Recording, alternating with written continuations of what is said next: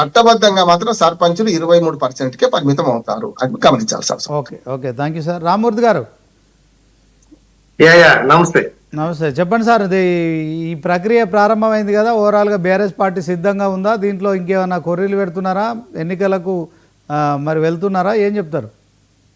100% BRS party ప్రజల పక్షాన నిలుస్తుంది.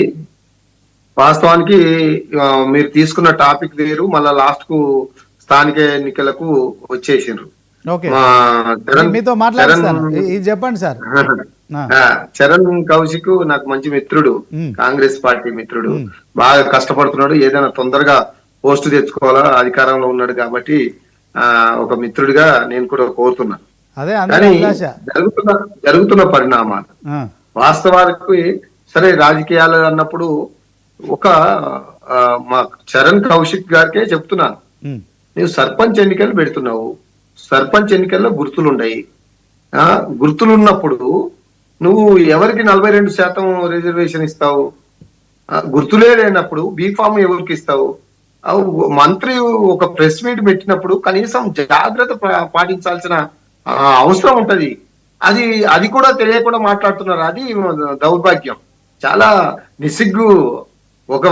ఒక సర్పంచ్ ఎన్నికల్లో గుర్తులుండయి, బీఫామ్లు ఉండయి, కానీ మేము 42% ఇస్తాం, మీరు కూడా ఇవ్వండి అని ప్రతిపక్షాలకు వాళ్ళు చెప్తూ ఉంటారు. ఇది ఎక్కడి అన్యాయమో, ఇది ఎక్కడి దౌర్భాగ్యమో అర్థం కావడంలే. కాబట్టి ముఖ్యమంత్రి గారైనా చొరవ తీసుకోవాలి.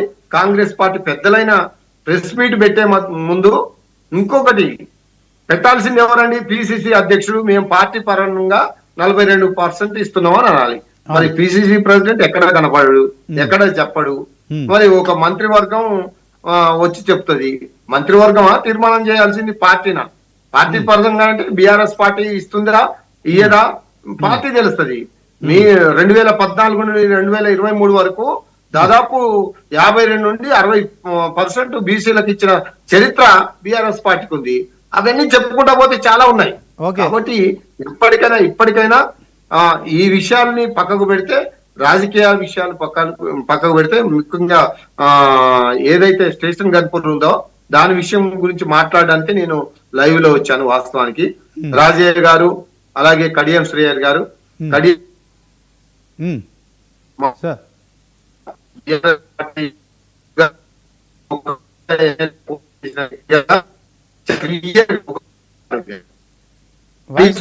సార్ మీది ఓకే ఓకే మీ దగ్గర సిగ్నల్ లేదు సార్. మొత్తానికైతే కడియం వర్సెస్ రాజయ్య మధ్య అయితే ఇక రాజీనామా విషయంలో ఒక రగడ కొనసాగుతుంది. ఈ నేపథ్యంలోనే ఈరోజే మరి లోకల్ బాడీస్కి సంబంధించిన అంశంలో మొదటి విడతగా పంచాయతీ ఎన్నికల నగారా మోగింది. సో మొత్తానికి అన్ని పార్టీలు కూడా తమ సంసిద్ధతను వ్యక్తం